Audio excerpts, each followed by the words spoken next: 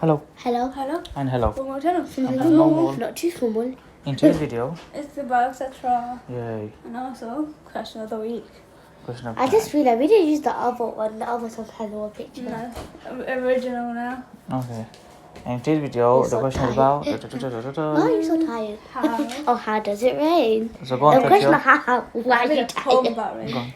Oh, so first, when it's very sunny, then when it rains, so oceans, lakes, seas, whatever you call it, stuff like that.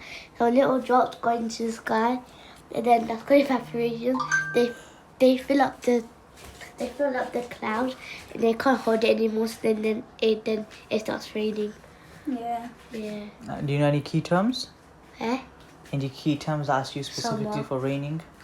Condensation. Sweating. And Setting. and it reminds me of condensation. Sweating.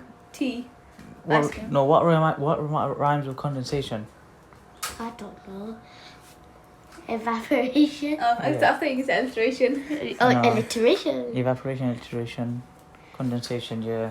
Yeah. And Do you know where it rains the most? Where is the most? Where? Up north. Dubai. Well, actually, it's in the Dubai. name.